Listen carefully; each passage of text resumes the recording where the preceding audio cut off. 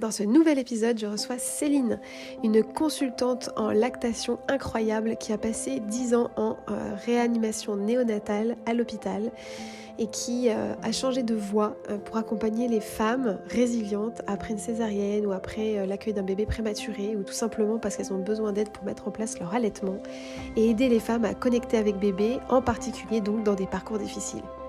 Céline nous en parlera un peu, mais elle va surtout nous parler de son parcours de femme à elle, son parcours de femme césarisée, qui s'est réalisé dans une très grande violence, qui va avoir de grands retentissements dans sa vie. C'est la toute première fois que Céline présente et parle de son parcours personnel.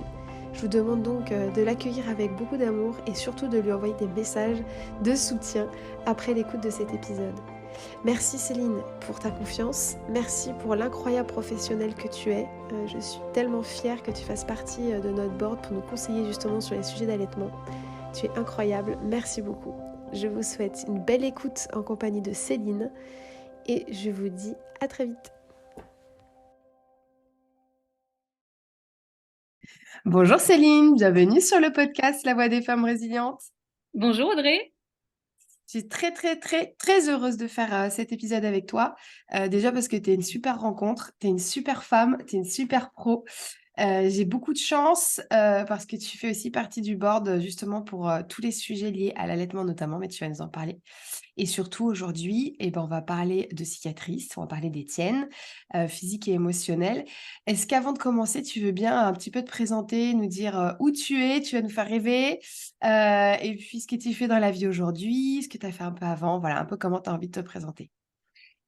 Merci Audrey. Je m'appelle Céline Bourganeuf, je suis puéricultrice, consultante en lactation IBCLC. J'ai un petit peu plus de 40 ans et j'habite au soleil à Nice depuis maintenant 5 ans. Ah, super. Et ouais, c'est trop bien. Et moi, j'ai eu la chance de te rencontrer à Nice parce que j'ai fait un petit passage et du coup, on s'est vus et c'était trop cool. Alors, donc on parle de cicatrices ici, tu sais, et de résilience. De quelle cicatrice tu vas nous parler aujourd'hui? Alors moi je vais vous parler de ma cicatrice de césarienne et de tout ce qu'elle a engrangé chez moi de positif, de négatif et les changements de vie qui ont opéré, c'est le cas de le dire, suite à cette césarienne en urgence. Alors, cette césarienne, déjà, elle était, bah, elle a quel âge et comment ça s'est passé pour toi? Cette césarienne, elle va bientôt avoir 15 ans, puisque c'est bientôt l'anniversaire de ma fille qui est née par césarienne. Donc on était en 2008. Et c'est une césarienne qui n'était pas du tout programmée. Moi, je voulais accoucher dans l'eau et je voulais accoucher de manière naturelle. Alors j'étais déjà, il y a 15 ans, accouchée dans l'eau, à l'hôpital. Les salles nature commençaient à exister, pour remettre un petit peu dans le contexte, mais c'était vraiment très spécifique. Il y en avait qu'une et on n'avait pas trop accès. Moi, je travaillais dans le service juste à côté en néonatologie, donc je connaissais un peu le service dans lequel j'allais accoucher, puisque c'était le service avec lequel on est en lien direct quand nous, moi j'ai travaillé 10 ans en réanimation néonatale au CHU de Caen. Et donc, j'ai travaillé en lien direct avec cette maternité. Et moi, je me suis préparée plus pour un accouchement physiologique. Je sais évidemment que la césarienne peut être amenée à être pratiquée, etc., etc. Mais je restais positive malgré une peur de l'accouchement. Je ne sais pas pourquoi, mais j'avais toujours eu peur d'accoucher, peur que ça se passe mal, etc. Et c'est un peu ce qui s'est passé. Ce qui s'est passé, c'est que j'ai fait un dépassement de terme pour démarrer. Et je pense qu'il y a déjà eu un couac dans le terme réel de base. Et, euh, et quand je suis arrivée à la maternité pour ce fameux deadline sur le timing où c'était aujourd'hui qu'il fallait accoucher, je me rappellerai toujours, je suis arrivée à la maternité avec une fissure de la poche des os. Donc moi, j'étais Mmh. super fière de moi, puisque mon travail s'était mis en place le jour où on m'avait dit c'est aujourd'hui ou jamais. Donc je suis arrivée avec une légère fissure de la poche des os à l'hôpital. Et là, j'ai commencé déjà à ne pas être prise en compte sur ce début de travail où on m'a dit c'est rien, c'est pas suffisant, donc on va déclencher. D'emblée, ils ont déclenché. Je me suis déjà fait happer, je pense, par le côté médical à ce moment-là. Et pour moi, j'étais en terre conquise, puisque c'était l'environnement dans lequel je travaille, pour lequel j'avais tout l'honneur d'y travailler, avec toutes les valeurs que j'avais moi, et l'éthique et la déontologie que je peux avoir dans le service. Donc j'étais vraiment au service de cette profession et au service de cette maternité qui, pour moi, j'étais persuadée qu'ils allaient faire le meilleur pour moi et pour mon bébé. Donc le déclenchement a eu lieu et même pas une heure après, j'ai eu des contractions qu'on appelle les contractions de non pas de travail mais d'expulsion directement. Donc je suis Alors, passée d'une douleur zéro, puisque j'avais zéro douleur, des toutes petites contractions ouais, que je j'allais te demander justement, ton travail, il s'était mis en place doucement, mais t'étais pas encore douloureuse. pas du tout douloureuse, des petites contractions sur le monito, mais que moi je ressentais pas. Donc j'étais vraiment dans un bain d'ocytocine, prête pour un accouchement et ça allait bien se passer. Et donc déclenchement et même pas une heure après, des contractions douloureuses. Je me rappellerai toujours. On m'avait mis dans une chambre de maternité assez cosy là-haut et on m'a dit prends ton petit déjeuner tranquille. Bon, je les connaissais les filles, hein, donc prends ton petit déjeuner, ton petit déjeuner pardon tranquille, ça va bien se passer. Et je croque dans la biscotte et là je ressens la première de mes douleurs de contraction d'expulsion, mais et là je me dis c'est pas possible. Et comment tu sais que c'est déjà des contractions d'expulsion? C'était ton premier enfant? C'était mon premier enfant et moi je ne sais pas du tout. Mais je sais que mon conjoint, mon mari, à côté, me dit je t'ai jamais vu souffrir autant. Donc je sonne pour dire est-ce que c'est bien ça les contractions? Et elle me dit oui, c'est ça, c'est normal. Mais elle me dit elles sont déjà un peu fortes. Le travail du déclenchement peut amener des contractions un peu plus fortes, mais j'apprends. Et tout ce que je vais vous raconter aujourd'hui pour la première fois de ma vie, c'est des choses que j'ai appris plus tard. Parce qu'en fait, moi, je suis vraiment spécialisée sur l'enfance, sur la réanimation néonatale. Donc, je viens prendre en charge les enfants quand la naissance est faite. Et je ne suis pas sage-femme, je suis puéricultrice, donc je n'ai pas vraiment toutes ces notions-là.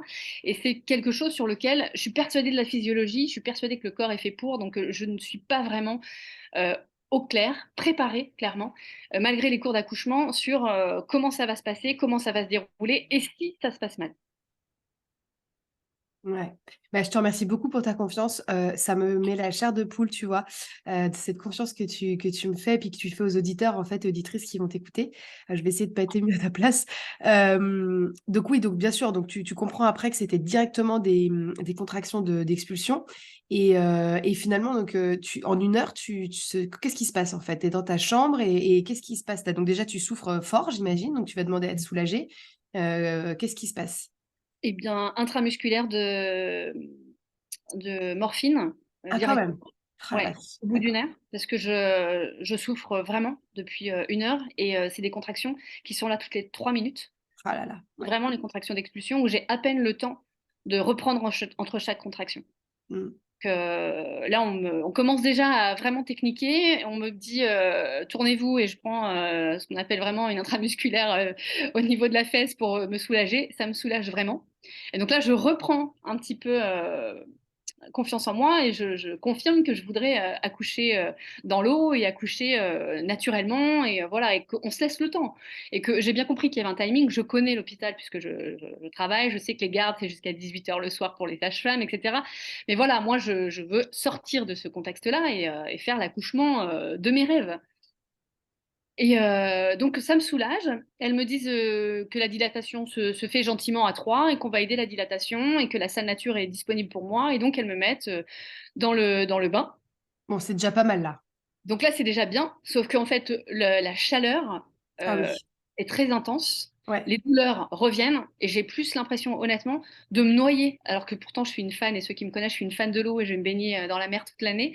Mais j'ai vraiment l'impression que je vais me noyer dans l'eau tellement la douleur est forte et que en fait j'ai l'impression que ça intensifie et que c'est pas fait pour moi. C'était un bain extrêmement chaud pour aider à la dilatation, mais je sens que je suis pas prête en fait. Aujourd'hui, je sais que j'étais pas prête pour tout ça. Mmh. La salle nature est pas vraiment une réussite et au bout de plus de 3 heures, je demande la péridurale parce qu'on me dit que je vais pas tenir clairement et que ça va être trop compliqué pour moi et que ça fait déjà 3 heures que je souffre avec des douleurs intenses et qui sont au bout du système classique dentalgique. Et donc ils me disent péridurale. Donc je dis OK pour péridurale, sauf que entre deux, il y a eu des urgences néonatales que j'ai su après évidemment, mais du coup j'ai attendu une heure supplémentaire avant d'avoir la péridurale, Ah donc là, tu souffres à balle parce que tu es plus soulagée du tout. etc. Et je ne sais pas combien de temps ça va durer puisqu'on me dit il est occupé, il va arriver, il est occupé, il va arriver pendant une heure. Ouais, donc ça veut dire que ton bébé, il est aussi potentiellement ton bébé, il est en souffrance aussi parce que forcément ces contractions hyper fortes, il les prend puisque c'est censé l'expulser lui, enfin elle en tout cas. Et ton conjoint, il est avec toi tout le temps? Et j'imagine que t'as pas un personnel avec toi tout le temps dans la salle nature, t'es qu'avec ton conjoint? Mon conjoint, il est là tout le temps. Il bouge pas, il a juste pris à l'époque une canette de coca parce qu'à un moment donné, il avait besoin de se resucrer aussi parce que et c'est drôle qu'on fasse ce podcast aujourd'hui puisque j'ai fait une conférence pour Ginazur jeudi dernier, qui est un congrès européen et c'était la 21e année qu'on le fait. Et j'ai décidé de parler de la place du père, Ah justement, bah, dans bien l'allaitement, sûr. mais dans la maternité. Ah bah ouais. Donc c'est vraiment, il a été là tout le temps et lui, on en parlera après, mais de me voir souffrir, c'était insupportable en fait. Et c'est très compliqué pour les hommes, et notamment aussi dans l'allaitement, hein. Souvent, je demande aux mamans une personne de confiance et je dis jamais le père.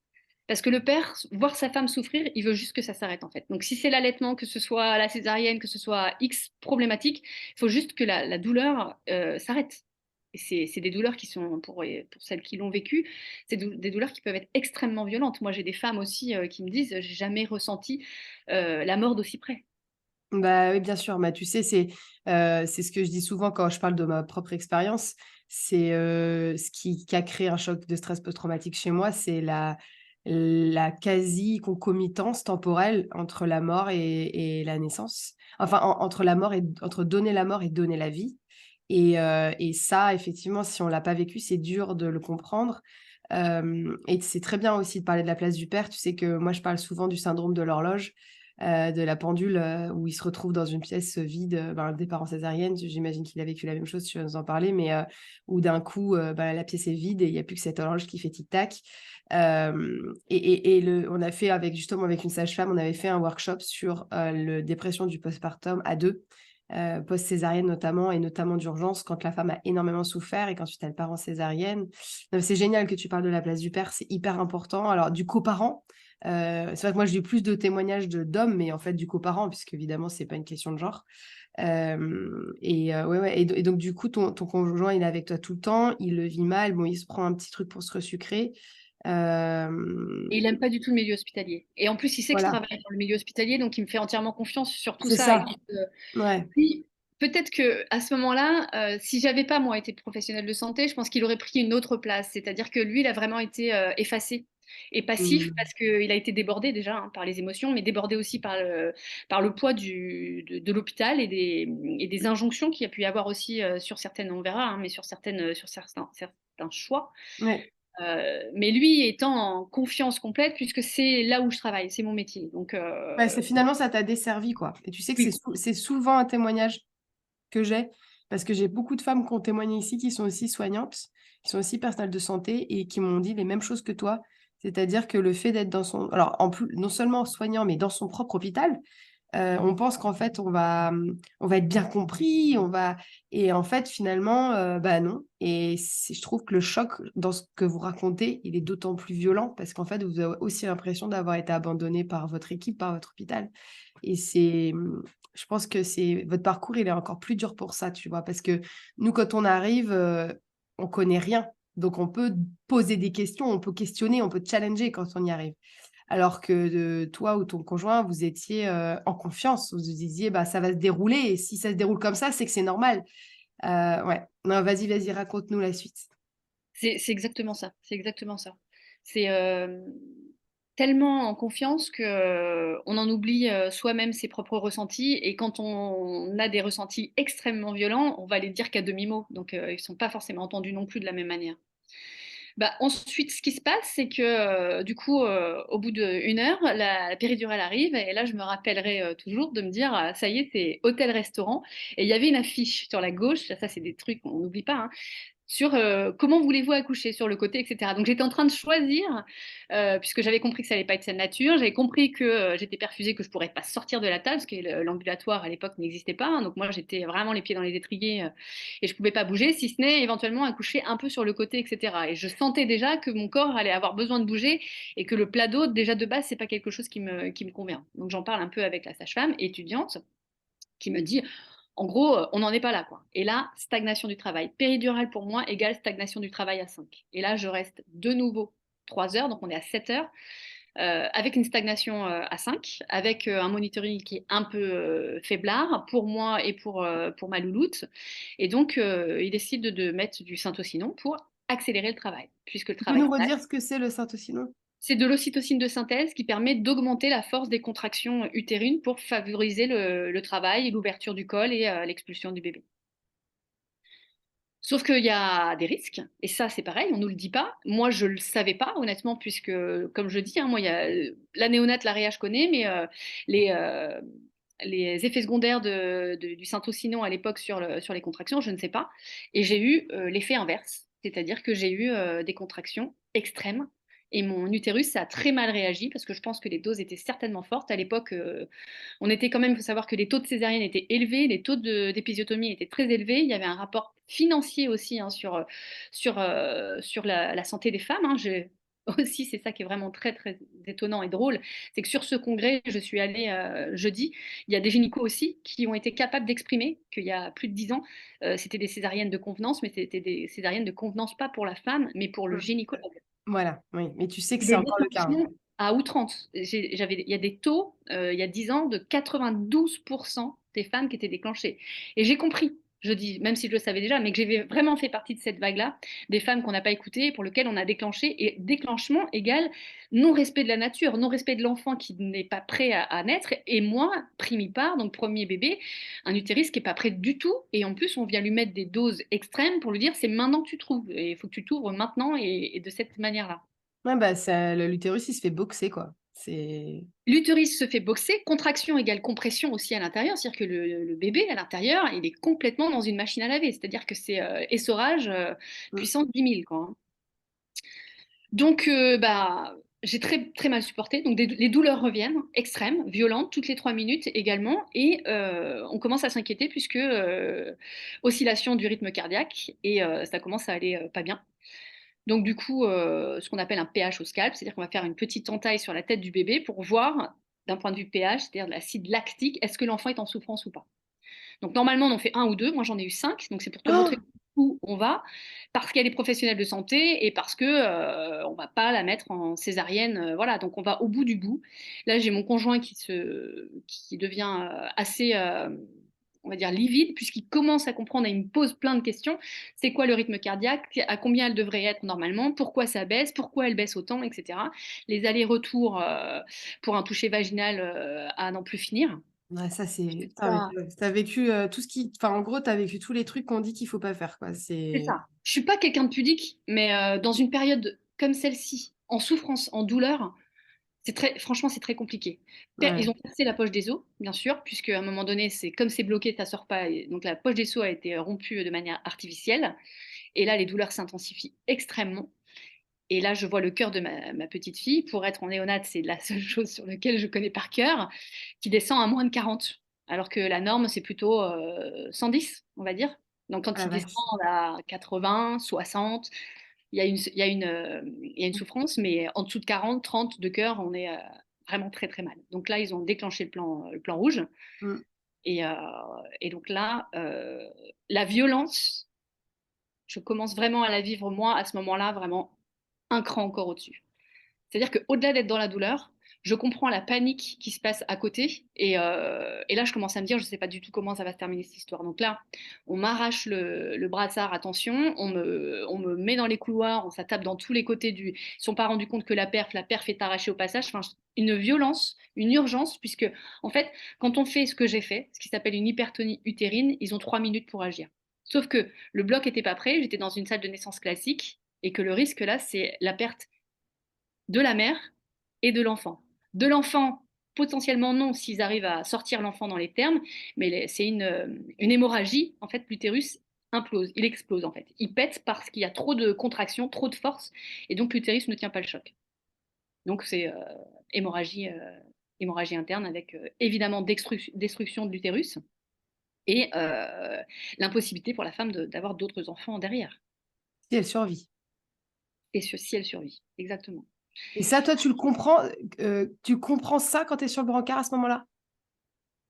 Je connais le plan rouge, puisque nous, on est appelé quand il y a un plan rouge, mais je ne sais pas du tout ce qui se passe. Non, mais ce que je veux dire, ce risque pour ta santé, pour ta vie, à ce moment-là, tu vis juste Absolument. la violence du transfert, mais tu l'as pas perçu encore. C'est important parce que tu vas nous expliquer, mais sur le vécu de la cicatrice, qu'elle est physique, bien sûr, mais aussi émotionnelle et psychologique, la compréhension justement de cette mort imminente, elle est à quel moment on la comprend, je trouve que dans le parcours, c'est important aussi. Et pour ça que je te demande, est-ce qu'à ce moment-là, tu comprends ou c'est après? Non, je comprends pas. Là, Je tu es comprends juste pas. ballotté dans le brancard et il t'emmène au bloc, quoi. Je me rends compte que c'est violent, je me rends compte que nous, en tant que soignants, on ne se rend pas compte aussi des fois de ce que l'on fait, d'être dans le plan rouge, on est dans nos urgences, mais on prend pas du tout, je me sens pas du tout considérée. Je me dis, moi, à ce moment-là, quand moi je serai soignante, il faudra vraiment que je fasse attention parce que ça, c'est des choses qui sont quand même violentes. Bon, ça a été extrêmement violent, hein. C'est pas toujours comme ça. Enfin, moi, c'était en plein mois d'août, fin août, tout le monde en vacances. Il y a une césarienne gémellaire en urgence juste à côté. Donc, on est vraiment dans un cadre très particulier. Mais ça, je le sais pas. Et moi, je le vis de cette manière-là. L'hypertonie utérine, je ne connais pas. Je ne sais pas ce que c'est. Clairement, je ne sais pas ce que c'est. Donc, j'entends des mots. Donc, comme vraiment quelqu'un qui n'est pas soignante, j'entends des mots et je ne sais pas ce que ça veut dire et je ne sais pas du tout ce qui se passe. J'ai compris qu'il fallait une césarienne. Dans ma tête, j'ai toujours pas envie d'y aller parce que je suis toujours un peu sur mon nuage. J'ai mal depuis, ça fait 7 heures que j'ai mal. Pourquoi c'est urgent? J'ai compris que mon bébé était en souffrance, mais je sais aussi que les rythmes peuvent remonter parce que la néonate, c'est ça. Et donc, je suis encore dans la non-acceptation intellectuelle, dans le déni, hein, clairement, de la césarienne. Donc, j'arrive dans ce bloc, je croise la maman qui était déjà installée sur la table de bloc avec le champ opératoire que l'on vire pour me mettre moi et le gynéco est là à m'attendre avec les gants prêts pour ouvrir la personne juste avant moi et je me rends compte que je suis la bestiole qui change en fait tout simplement et qu'on va mettre à la place et qu'il est prêt pour ouvrir un ventre en fait, juste un ventre, peu importe si elle est blonde, si elle est rousse, si elle a des jumeaux, pas des jumeaux, il devait faire ça dans la minute, bah, c'est pas grave, vous me changez la patiente et on en met une autre à la place. Mais ce qui est en soi une urgence vitale. Et donc, c'est très bien aussi qu'ils aient pris ces choix-là. Moi, en tant que femme, j'ai l'impression qu'on enlève quelqu'un et on rajoute un numéro, quoi. Mm. On me met pas de champ, on m'attache pour pouvoir me Oui. reperfuser. Et là, les choses vont assez vite et en même temps pas très vite pour moi parce que je comprends toujours pas. Et à un moment donné, je lui dis, j'ai toujours extrêmement mal. Et là, il relève la tête et il me dit, comment ça se fait qu'il n'y a pas de champ? Comment ça se fait que cette femme n'est pas encore endormie? Elle ne devrait pas dormir. Et là, je vois sur les Elle ne devrait côtés, pas parler, tu veux dire. Elle devrait dormir. elle devrait dormir, oui, pardon. Elle ne devrait pas parler, elle devrait dormir. Et à un moment donné, je vois dans sa main qu'il y a du sang. Et donc, je regarde mon ventre et en fait, il était déjà en train d'ouvrir. Donc, il était déjà en train de me césariser à froid, clairement, À et vif, ouais. Mm. à vif. Et là, ils se disent, voilà. Après, j'oublie parce que faut mettre la dose d'anesthésie, mettez un champ, etc. Et après, je pars. Hein. Mais Parce qu'ils je crois. t'endorment. Ils te mettent en nager. T'es endormi complètement. Ah oui, anesthésie générale complète, ouais. Bah, D'accord. 3 minutes pour agir, sachant que la perf avait été arrachée pendant le transport d'urgence de la salle de naissance au bloc. Le temps qu'ils remettent la perf, etc., les minutes sont comptées. Donc lui, il compte en minutes, mais il compte pas forcément qu'il y a un être humain à côté et qu'elle est encore vivante ou en tout cas réveillée et que bah, il n'est pas au courant que la perf a sauté, enfin, etc. Oui, bien sûr, mais c'est souvent le cas enfin, j'ai remarqué que dans les césariennes à vif, c'est souvent le manque de communication entre l'équipe qui était en salle et l'équipe qui est au bloc sur justement est-ce que la femme est soulagée ou pas. Et donc là, toi, tu t'endors et tu ressentiras. Avant de m'endormir, j'ai le masque et je parle dans le masque, alors que je sais qu'ils m'entendent pas, mais potentiellement l'infirmière anesthésiste peut m'entendre et je lui dis c'est pas grave si je meurs, mais par contre je veux que vous sauviez mon bébé et vous lui faites un bisou de ma part. C'est les mots les derniers mots que j'ai utilisés parce que vraiment je pensais que j'allais mourir. Et là le tunnel je l'ai jamais vu comme ça de ma vie parce que j'avais extrêmement mal et en fait je voulais juste que ça s'arrête. Et je comprends aujourd'hui les gens qui sont en fin de vie et qui sont dans des souffrances extrêmes parce que je voulais juste que ça s'arrête, même si je ne pouvais pas la voir, même si jamais je verrais son visage, mais c'était tellement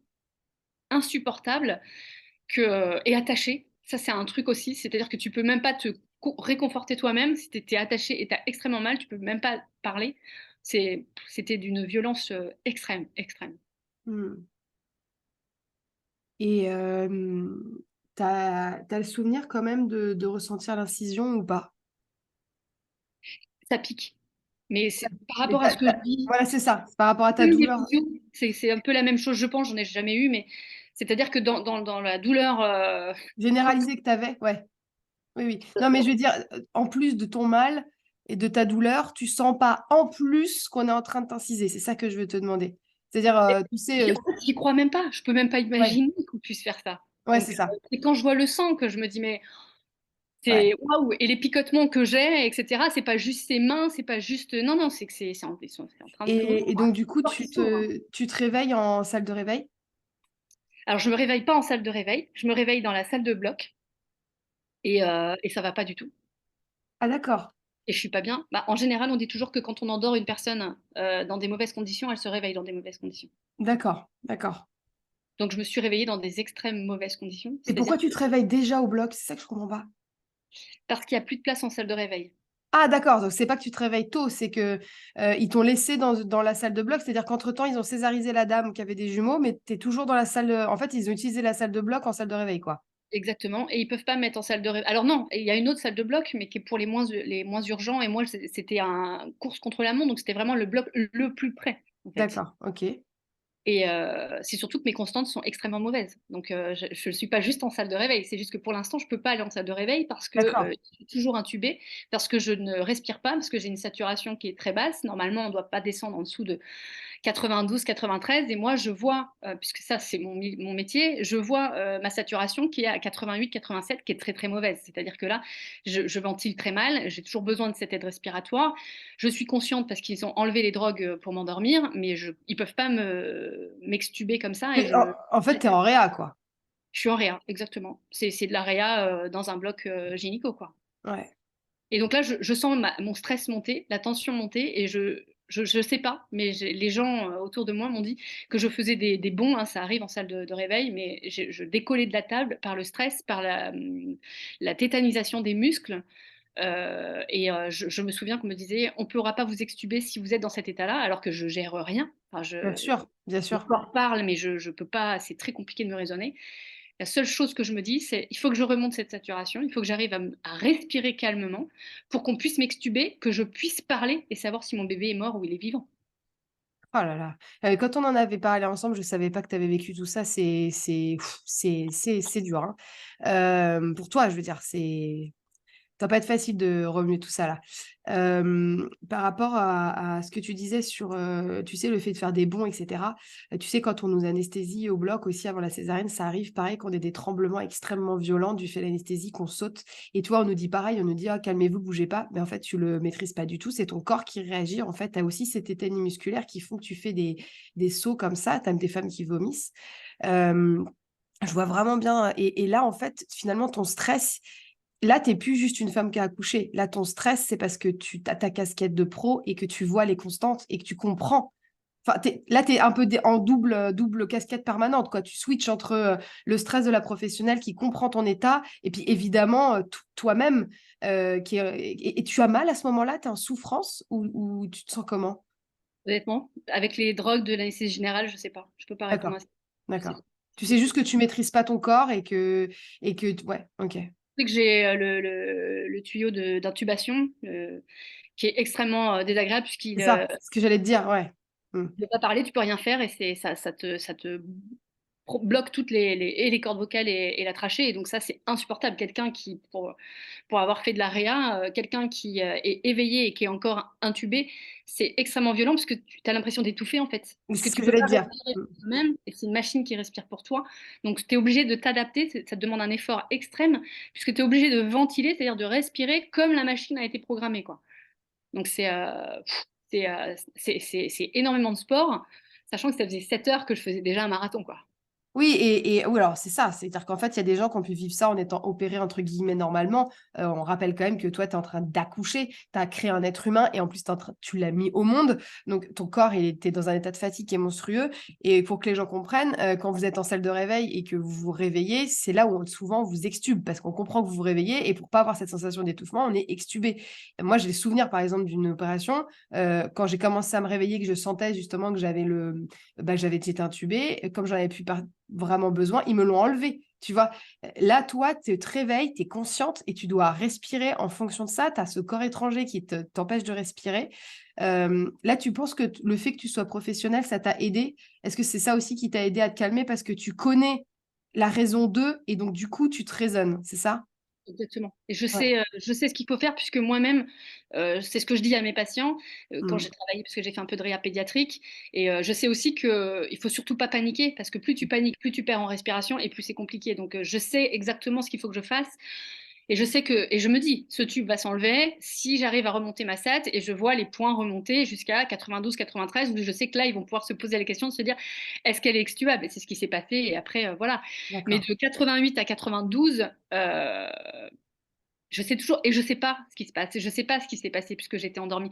J'ai pas mon enfant puisque mon enfant est emmené dans une autre salle, donc j'entends pas crier, je l'entends pas pleurer, je la vois pas. Donc ça m'aide pas. Et j'avais qu'une envie, et je pouvais pas avec ce tube. Comment va mon bébé? Parce que moi, j'étais persuadée que moi, j'étais ressuscitée et que c'est pas moi qui devrais vivre, c'est elle qui doit vivre. Donc moi, je crois qu'elle est morte parce que c'est tellement l'orgie que moi, je pense qu'elle est morte en fait, clairement. Oh là là. Je savais pas que tu avais vécu tout ça, c'est waouh. Attends, je mets de la j'éclaircis mes idées là. Donc et à ce moment-là, donc tu es sous surveillance et il y a quelqu'un avec toi dans la salle? Est-ce que quelqu'un parce que du coup personne ne te parle de ton bébé, est-ce que tu as un soignant avec toi dans la pièce? Alors, Ici? j'ai l'infirmière anesthésiste qui est à côté de moi, hein, qui m'aide toujours pour essayer de m'extuber, mais personne à ce moment-là ne prend conscience que moi, pour me donner la La vitamine force? Ouais, force, c'est de me parler de mon bébé. bien sûr. Et Et donc, ouais. il m'extube, et j'essaie de parler, j'arrive pas à parler. Et là, il se passe des heures, alors que il se passe que quelques minutes, où j'arrive à me faire comprendre et de leur dire, où est mon bébé? Comment va mon bébé? Et là, l'infirmière me dit, je sais pas. Alors que Oh! je sais que quand on dit je sais pas, c'est qu'on a des mauvaises nouvelles à annoncer. Parce on doit. Alors, est-ce qu'elle elle est habilitée à le dire? Qu'est-ce qu'elle peut me dire? Dans quel état je suis? Donc moi, je me conforte dans l'idée qu'elle est morte. Oh là là, quel enfer. Et elle me dit, je vais demander à quelqu'un. Et donc moi, dans ma profession, demander à quelqu'un, c'est-à-dire à un supérieur, à un médecin, pour pouvoir faire une annonce de cet ordre-là. Et en fait, c'est pour ça que c'est aussi joli, mais des fois, ça ne se termine pas aussi bien que mon histoire. Et c'est aussi là que la résilience va commencer à arriver. C'est que il y a une autre personne, donc une puéricultrice, qui arrive et qui dit, ah non, non, mais vous inquiétez pas, l'enfant va bien, il est en peau à peau avec son papa, on est juste débordé de travail, mais tout va bien. Et ouais, et là, ça y est, ça redescend. Ça redescend, les nerfs recommencent à retrembler. Là, c'est vraiment les cloniques décharge, c'est-à-dire que c'est tellement intense physiquement, psychologiquement, que je repars en stress, etc. Et tout le monde me dit, faut vous calmer. Mais en fait, c'est juste, enfin, encore une fois, hein, mon corps qui lâche la pression énorme, et là, plutôt psychologique, même si je viens quand même de me faire ouvrir le ventre, mais psychologiquement, mon bébé est vivant. Je ne la vois pas, je l'entends pas, mais au moins je sais qu'elle est vivante. Dans quel état, je ne sais pas, parce que moi de l'autre côté, je sais aussi ce que c'est que d'être vivant. Il y a aussi beaucoup de traumatismes et il y a aussi du handicap autour des souffrances fétales aiguës, etc. Donc elle est vivante. Bon, voilà. Et donc là, on me dit, vous allez pouvoir passer en salle de réveil. Et là, on me dit, vous allez patienter 2 heures en salle de réveil. Et ensuite, on vous emmène mon bébé. Et là, la sauvage que je suis aujourd'hui, qui s'est vraiment la femme, hein, la louve, j'ai dit non, vous me l'amenez tout de suite. J'attends pas 2 heures, vous me l'amenez tout de suite, madame, vous êtes fatiguée, machin, vous avez perdu beaucoup. Je m'en fous, en fait, vous m'amenez mon bébé, c'est maintenant, quoi. Donc là, encore une fois, parce que je suis professionnelle, parce que je sais que exceptionnellement c'est possible, et parce que de toute façon, je pense que la femme sauvage que je suis, que je découvre, aurait tout pété. Enfin, clairement, je pense que on m'a déjà arraché la perf, je réarrache la perf, et je veux voir mon enfant. En fait, c'est juste me dire, comment elle va et lui dire bonjour parce que je suis pas là, parce que la culpabilité commence, parce que j'ai pas réussi à la mettre au monde, parce que j'ai toujours pas vu et que je suis sa maman et que je veux lui faire au moins bonjour, quoi. Mm. Et je comprends aussi, et j'avais déjà compris tout ça avant, mais la puissance 10, c'est que bah, on est leurs parents, quoi. Et on peut pas être des infirmières parents de substitution. Et vous inquiétez pas, moi ça m'est arrivé des fois de dire avant tout ça, vous inquiétez pas, elle est dans les bras d'une infirmière, tout va bien. Mais en fait non, l'infirmière c'est quoi? C'est juste une inconnue, quoi. Et, une inconnue pour l'enfant, mais pour la mère, elle est pas à sa place. Donc il m'emmène mon bébé. Et là, alors là, je vois, alors on va décrocher de la maman que je suis. Et là, le papa, on le jette à côté de la salle de césarienne. C'est ce que Il j'allais dit, te demander, il entre pas avec. absolument pas. Sous anesthésie générale, on n'a pas le droit. Sauf qu'on lui explique pas. Et lui, ce qu'il m'explique, c'est qu'il est par terre, agenouillé à la porte des portes battantes de secours. Personne ne le voit. Je pense qu'il y a une telle euphorie et de travail monstre qu'il est assis par terre. il entend ce que les gens disent et de l'urgence. Et lui, à un moment donné, on lui dit, au bout de je sais pas combien de temps, on lui dit, monsieur, faut pas rester là. Donc il dit, mais je suis le papa, il faut pas rester là. Donc on lui demande de partir. Et lui, c'est le tic-tac de l'horloge, mais c'est surtout, il pleure parce qu'il a perdu les deux. Parce qu'il a bien entendu, apparemment, moi je dormais déjà, mais que moi j'étais vraiment en danger de mort, et qu'il a entendu que j'étais en danger de mort, et qu'il fallait sauver l'enfant. Et lui, Parce que, attends, ça c'est quand tu pars au bloc, quand tu dis qu'il est par terre. C'est avant. C'est au moment où tu pars au bloc, là, ce que tu me et quand racontes. moi, en fait, il me suit dans le couloir, et au niveau des portes battantes pour rentrer dans le bloc, il n'a pas le droit. Bah Et oui. donc, Ah oui, oui, il oui. me Non, suit là, tu me au parles. deck, Là, ce que tu il est à la racontes, porte du bloc, en fait. tu es revenu en arrière. Là, ce que tu racontes, c'est qu'il t'a suivi sur le brancard. Et au moment de la séparation, au moment où tu rentres dans le bloc, évidemment, il n'est pas là à code rouge. Et donc, c'est là où tu dis qu'il pleure et qu'il est parti. Oui, d'accord. Ouais, c'est terrible. C'est Et pour terrible. lui, il a perdu les deux. Et il sait D'accord. pas comment annoncer à ses parents et à ses beaux-parents le décès des deux. Oh là là, quel enfer. Et Quel donc, enfer. moi, je retrouve le poste en salle de réveil. Donc, j'ai mon mari qui est décomposé, qui pleure, mais Mais qui donc, c'est pleure. ça. C'est-à-dire que là, quand il t'amène ton bébé, ton mari vient. C'est ça que je veux. Voilà, il y a mon Voilà, c'est mari ça. qui vient Voilà. et mon bébé. D'accord. Je prends le versus papa, donc qui a vécu lui ça de son côté. Moi, évidemment, je suis pas au courant et je le vois pleurer, mais je vois bien qu'il pleure pas De de tristesse. tristesse, qu'il pleure pas de joie. Ah non, Que ah, d'accord. avec le bébé, je vois qu'il pleure de tristesse et je comprends pas en fait. Parce que moi, ça y est, le gros est passé, je la vois, elle va être là bientôt. Et dans ses yeux, enfin, comme un papa qui va faire découvrir son bébé, et moi pour l'avoir vécu en néonate, les papas sont là, fiers de présenter leur enfant, alors que moi j'ai un homme qui pleure toutes les larmes de son corps. Et je comprends pas. Et à ce moment-là, je commence à me dire, il y a dû y avoir des trucs graves, mais c'est pas grave, parce Ouais, que ouais. tout va Ouais. bien. Toi, tu as besoin de vivre ce moment-là de rencontre aussi. C'est ça. Et là, on m'amène mon bébé. Et je dis bien mon bébé, j'ai même envie de dire un bébé. Et je reconnais cet enfant simplement par le pyjama et le body qui étaient dans le sac nurse, le sac à langer. Hmm. Je reconnais pas mon bébé en fait.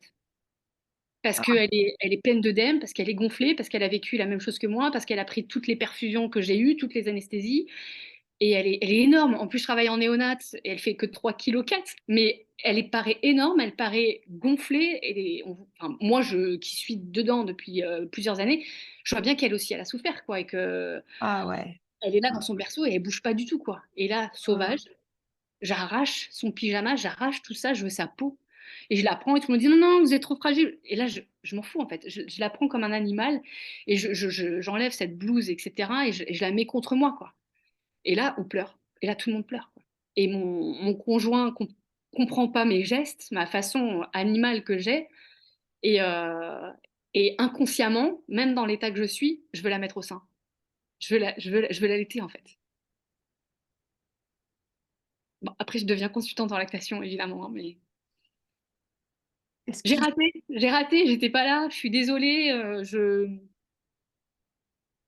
J'ai tout foiré, quoi. Je suis déjà pas une bonne mère, en fait. Donc on va rattraper ça.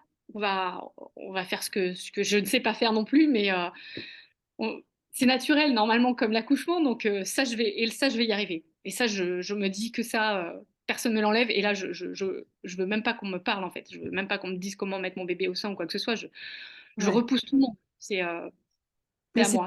Elle est à moi et personne ne me l'arrache, quoi. ouais, c'est vrai que c'est très très fort. Je suis extrêmement émue parce que, bon, bah, déjà parce que tu racontes ça avec une telle confiance, vraiment, ça me touche énormément. Mais c'est surtout que c'est c'est à la fois évidemment unique parce que c'est toi qui l'as vécu, mais c'est malheureusement tellement commun de tellement de femmes.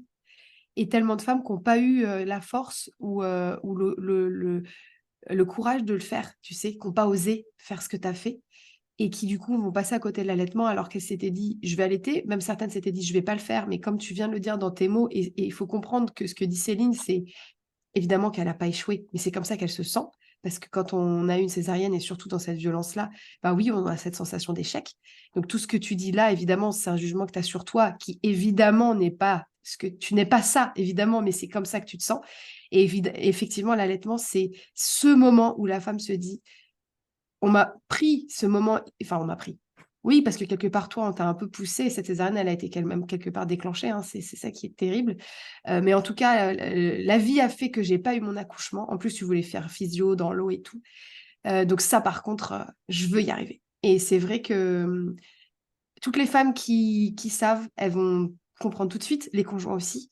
Mais c'est vrai que j'aimerais que des soignants comprennent aussi ça. C'est-à-dire que t'as pas eu un excès d'humeur, tu as juste été vivante. Et c'est normal. Et voilà. Donc, excuse-moi pour mon émotion. Euh, Comment ça s'est passé, cette rencontre au sein avec ton bébé? Bah, c'est énorme. C'est énorme à la fois parce que c'est beau, parce que j'ai toujours rêvé d'être maman, parce que enfin elle est là, parce que c'est 9 mois qui se sont écoulés, que j'ai eu peur. Et, euh, et je suis bloquée par contre dans mes émotions. Maintenant, Ah, ouais. à force d'écouter les podcasts et on verra d'un suivi psy, etc., où, ce qui m'a vraiment moi sauvée et guérie après un baby blues une dépression du postpartum, c'est parle à ton bébé en fait. Et Parle à pour ton bébé, c'est ça que tu dis? Parle à ton bébé? Ouais. parce qu'elle comprend pas, parce qu'elle est petite, et les mamans que j'accompagne aujourd'hui le disent, mais et je lui dis mais elle va pas comprendre vos mots, mais elle va comprendre vos émotions. Moi, il m'a fallu 4 mois pour qu'on me dise ça, pour qu'on me dise il faut que vous parliez de ce que je parle aujourd'hui pour la première fois, de ce que j'ai vécu et de lui dire comment moi j'ai ressenti les choses et que ça a été violent pour elle et ça a été violent aussi pour moi et qu'on va en faire une force toutes les deux et que je déculpabilise réellement de ça parce que quand on dit j'ai pas accouché, c'est aussi j'ai pas été capable de donner le meilleur pour mon bébé, mais j'ai surtout aussi pas respecté sa parole à elle puisqu'elle ne parle pas et qu'elle est dans le ventre, mais elle parle quand il y a, quand il y a une bradycardie, quand il y a des choses comme ça. Bien sûr. Moi, dans ma tête, il y a eu, et souvent c'est ce que je dis aux mamans, c'est que cette rupture avec notre bébé, non pas que par l'anesthésie générale, mais le fait d'être coupé de nos ressentis par les drogues, par les médicaments qu'on nous donne, fait que bah, pour moi c'était déjà un premier abandon en fait. Donc ça, pouvoir mettre des mots en lui disant, moi je l'ai vécu comme un abandon, alors que évidemment je ne l'ai pas abandonné, évidemment la césarienne et le lendemain matin, les 5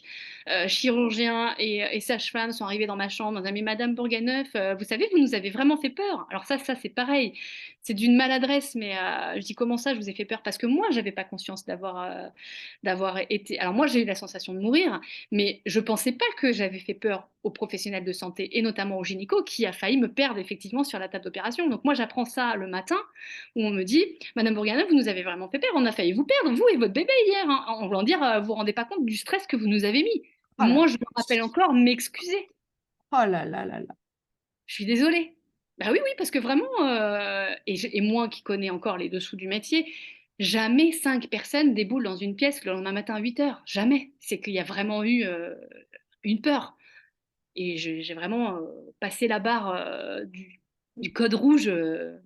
Ouais, Et, non, mais t'as failli décéder, clairement. Enfin, je veux dire, et puis là, on bon. me dit, normalement, on a réussi à sauver votre utérus, entre deux, quoi. Ah oui, alors Hein. attends, ça c'était une question que je voulais te poser après. Mais alors, pour ceux aussi qui sont pas familiers des process hospitaliers, mais tu connais ça mieux que moi, hein, c'est pas à moi de l'expliquer, mais ce que je veux dire, c'est que normalement, il y a un débrief dès que la dame et la maman est réveillée et capable, voilà, qui est assez réveillée, que l'anesthésie est assez passée. Il faut savoir que des gens comme moi mettent plus de 7 heures à digérer une anesthésie. Donc clairement, si tu viens me parler, je dors, je ne t'entends pas, je ne suis pas là. Donc, il y a un premier débrief une fois que la dame est réveillée. Il y a un deuxième débrief normalement en chambre. Donc, pas clairement, il était quelle heure du coup quand tu as accouché, enfin, quand tu as été au moment où tu sais que tu es en réa, en salle de bloc, que vraiment, en gros, ton bébé est en peau à peau, que au moment où tu es en toi en train de te.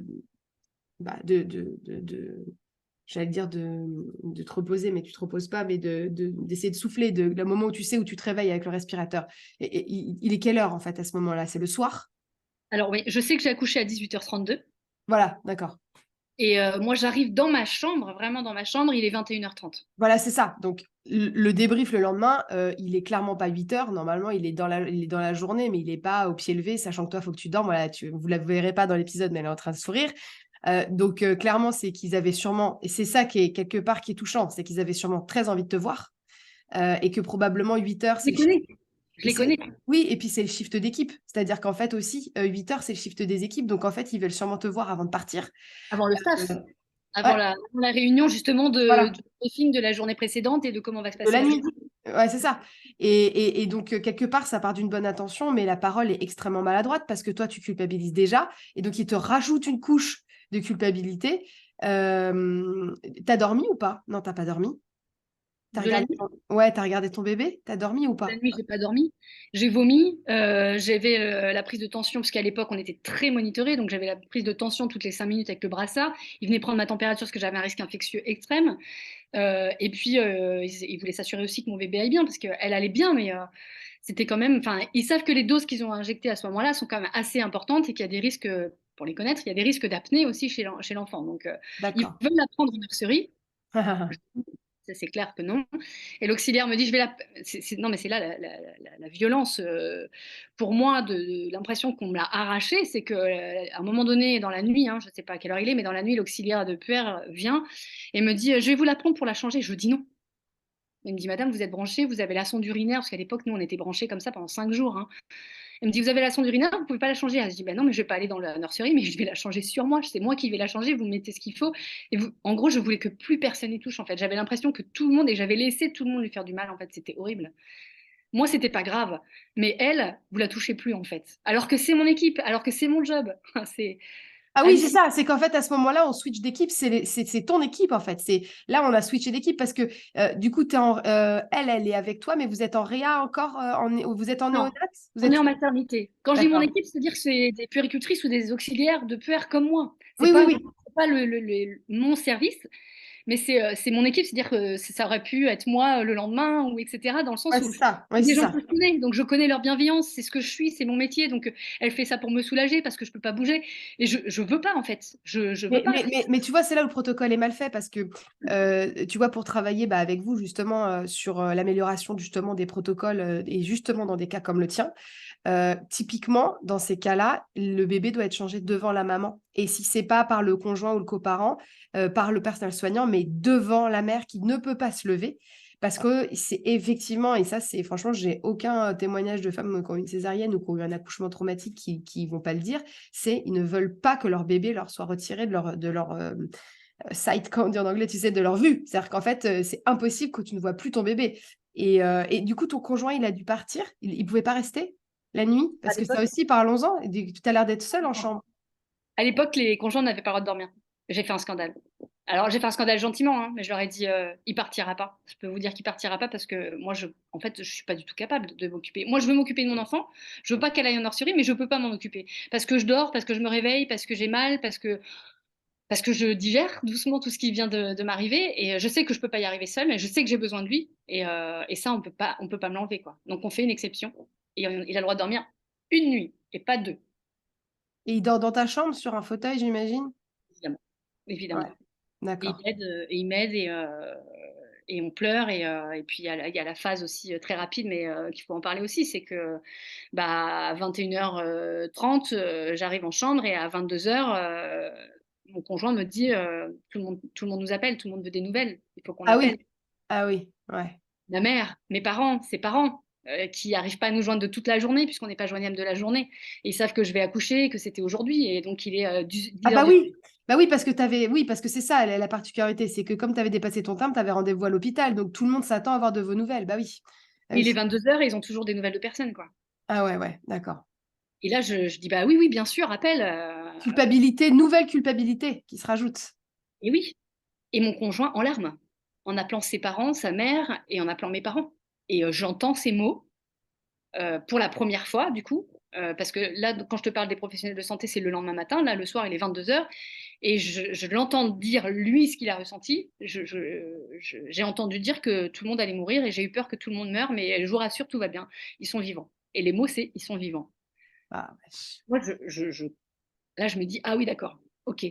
Ça a été pour lui aussi violent finalement que moi, voire plus, parce que nous, on est dedans, quand on est endormi, mais lui, il a entendu, et il a senti le stress ambiant, et surtout, à un moment donné dans sa tête, il s'est dit, les deux sont morts. Les deux sont mortes. Ah là là, quel enfer. Mais quelque part, peut-être le fait que tu l'entendes et qu'il n'ait pas à te le dire, ça fait que toi, tu comprends un peu ce qu'il a vécu. Est-ce que ça va ouvrir un dialogue entre vous? Est-ce que du coup, tu vois, ça va vous rapprocher? Est-ce que du coup, vous allez faire front uni? Parce que c'est peut-être pas forcément évident pour lui de te dire à toi qui va mal, j'ai cru que tu allais mourir. Enfin, tu vois, c'est peut-être délicat. Euh, Les le fait de jeunes. t'entendre comme ça en parler, est-ce que déjà, toi, ça t'a aidé? Bah, je sais qu'il a compris que c'était pas facile pour moi. Ça, c'est quelque chose, mais on n'en parle pas. On est jeune, hein. Enfin, on est jeune. Lui, il a pas encore 30 ans et moi, viens d'avoir tout juste 26 ans. Ah oui, d'accord, ouais, d'accord. Et moi, je viens juste de finir mes études. Donc, ça fait longtemps qu'on est ensemble. Ça fait 10 ans qu'on est ensemble. Et on discute de tout. Mais c'est un sujet sur lequel parler de la mort, pour lui, c'est déjà très compliqué. Donc, parler de cette mort imminente, c'était plutôt un tabou. Hmm. On en a très peu parlé. On s'est séparés, notre fille, elle avait à peine 2 ans. Ah d'accord. Pose aujourd'hui la question de savoir si, puisque voilà, après c'est compliqué, mais on ne va pas avoir assez d'un podcast pour en Ouais, discuter. non, bien sûr. Pardon, je savais pas, excuse-moi. Après, c'est compliqué de retrouver une vie normale, c'est compliqué d'accepter. Moi, ça a mis des mois et des mois avant d'accepter ma césarienne, qui est magnifique. D'accord? Quand je dis magnifique, c'est parce que c'est le gynéco. Et le lendemain ou sur le lendemain, on dit, oh là là, mais malgré l'urgence, on vous a fait une cicatrice magnifique. Donc, effectivement, aujourd'hui, quand j'en vois, elle est très belle, elle est très propre, elle est très fine. On dirait pas que c'est quelque chose qui a été fait en urgence, mais pour moi, elle n'est pas magnifique puisque on m'a ouvert les entrailles sans mon accord réellement. Et puis, pour moi, pas pour des bonnes raisons, parce que je suis toujours dans cette quête de l'accouchement physiologique, quoi. Mais je comprends pas parce qu'à l'époque, Hmm. enfin, je demande mon dossier quelques années plus tard pour retrouver mon dossier, pour comprendre réellement ce qui s'est passé. Parce qu'en fait, là, à un moment donné, je me suis dit, mais on m'a volé mon accouchement, en fait. Pourquoi on m'a Je veux tout savoir. Pourquoi on m'a déclenché? Pourquoi j'étais vraiment en dépassement de terme? Et pourquoi on a mis du Synto? Et 3 fois? Et pourquoi 5 PH au scalp? J'essaie de tout reconstruire et je pars là-dedans, quoi. Je pars en guerre avec moi-même sur ce que je me suis infligé, ce que j'ai accepté, pourquoi le corps médical est comme ça et pourquoi le corps médical fait ça. Pour quelles raisons? Euh, Qu'est-ce qui s'est passé pour que on m'entende pas quand je suis arrivée à 8h15, fière comme une nouvelle maman bientôt, que j'ai déjà fait ma part du travail, j'ai fissuré la poche des os ce vendredi 28 août, où vous m'avez dit c'est aujourd'hui ou jamais. Bah, j'ai fait mon job en fait. J'arrive et j'ai ma médaille. Et en fait, non, on s'en fout de ta médaille et on te déclenche en fait. Et après, ça s'enchaîne. Et ça, j'accepte pas. J'accepte pas en fait que ma parole soit non seulement pas prise en compte, mais je dirais même dénigrée, parce que je me rappelle le petit sourire de la sage-femme qui met sa bandelette pour me dire si c'est de l'urine, ou parce que pour elle c'est même quasiment de l'urine, et qu'elle me dit ah oui non vous avez raison c'est du liquide amniotique. Mais je le sais en fait, écoute-moi. Moi je te dis que je sais que je suis en train de me mettre en travail, mais je sais aussi que je vais pas coucher à 10h30 comme tu voudrais. Et le déclenchement qui a été fait dans la foulée pour me déclencher pour que j'accouche dans la journée parce que changement de garde, etc., me parasite, me perturbe. Non, mais là, pour le coup, tu vois, il y a des césariennes où malheureusement, tu vois, qui sont bien moins violentes, mais qui sont aussi très mal vécues, mais où quelque part, c'était la seule issue possible. Toi, ce qui est hyper dur dans ton parcours, et il y en a d'autres, hein, mais ce qui est très dur dans ton parcours, c'est que c'était clairement évitable et que ça a été clairement, malheureusement, c'est une succession enfin, je veux dire, n'importe quel gynéco-obstétricien qui écoute ton épisode, enfin, va dire c'était la seule issue qui pouvait arriver compte tenu de tout ce qu'on t'avait infligé, en fait. Donc, limite, peut-être que si tu avais accouché par voie basse, tu serais décédé, en fait. Donc, tu vois, donc, C'est ce que j'ai longtemps cru, parce que non, mais je veux dire, après tout ce j'ai qu'ils t'ont infligé. remercié Non, non, pendant non. longtemps l'équipe, hein. Non, non, ce que je veux dire, c'est qu'après tout ce qu'ils t'ont infligé, si ton bébé avait pas eu le rythme qui avait baissé et que tu avais voulu accoucher par voie basse, compte tenu de tout ce qu'on t'avait infligé et compte tenu de cette tension utérine qui montait, peut-être que ça aurait pu être catastrophique. C'est ça que je Ah, veux mais dire. c'est sûr. Ah, Tu mais vois, c'est sûr. c'est ça que je veux dire. Donc, quelque part, je comprends complètement cette quête. Et, et du coup, comment ça se passe ensuite pour toi un peu le retour à la maison? Tu disais que tu avais fait une dépression du postpartum. Tu l'as su parce que tu as consulté rapidement, tu as eu ce réflexe de rapidement voir un psychologue, une psychologue? Non. Pas du tout. Pas du tout. J'ai vu la psychologue du service que je connaissais. euh, qui banalise Ah et ouais? qui peut travailler sur l'acceptation de la césarienne. D'accord. En fait, c'est au-delà de ça. C'est pas, j'accepte la césarienne, j'accepte la cicatrice, j'accepte que ça a sauvé mon bébé à ce moment-là. Je pense ça réellement. Mm. J'accepte que ça m'a sauvé, mais il y a plein de choses sur lesquelles je comprends pas. Et notamment, quand j'explique la douleur que j'ai eue, c'est hyper banalisé, quoi. Bah oui, c'est normal, etc., etc. Alors que moi, j'ai souffert comme jamais. Enfin, c'est, j'ai pas d'autre enfant, j'ai pas de deuxième enfant. C'est ce que j'allais te demander. Ouais. Parce que il te parle de ton, comme de ton corps à un moment donné à la maternité. Excuse-moi, je reviens en arrière, mais est-ce qu'à un moment il te parle de ton utérus? Tu disais tout à l'heure que l'équipe te dit, a priori, on a sauvé ton utérus, ce qui est d'une violence monstrueuse. Parce que a priori, on a sauvé, bah donc ok, si vous l'avez pas sauvé, ça veut dire quoi? Et puis sauvé parce que c'est toi qui tu t'es mis dans cette situation. Enfin, franchement, c'est une phrase horrible. Il te parle à un moment donné justement de ton corps, de ton utérus, de tout ça. Non, ils me disent simplement que si je veux un deuxième enfant, pour l'instant, ils savent pas si je peux avoir un deuxième enfant. Et en tout cas, si ce qui est certain, et ça c'est pareil, c'est d'une violence, c'est donc J5, parce qu'à l'époque on sortait au J5 de césarienne. C'est sûr que si jamais j'arrive et si jamais j'ai un deuxième enfant, ça sera forcément par césarienne. Sauf qu'on me demande dans ma tête de revivre ce que j'ai vécu. C'est juste impossible. Mais bien Parce sûr. que moi, refaire une césarienne, je n'imagine pas que la césarienne peut bien se passer. J'ai forcément à l'image ce qui s'est passé il y a 5 jours et pour rien au monde, je veux repasser par là, quoi. Bien sûr. Et du coup, tu disais que tu avais fait appel à un psychologue ou une psychologue. Ça a pris Elle est combien venue de temps? systématiquement dans le service. Pour les Ouais. codes rouges, elle vient en systématique. Et là, il y a quand même une banalisation du geste en disant bah, la césarienne vous a sauvé, c'est quand même un bon choix, heureusement qu'il y a eu la césarienne, etc., pour me faire accepter la chose.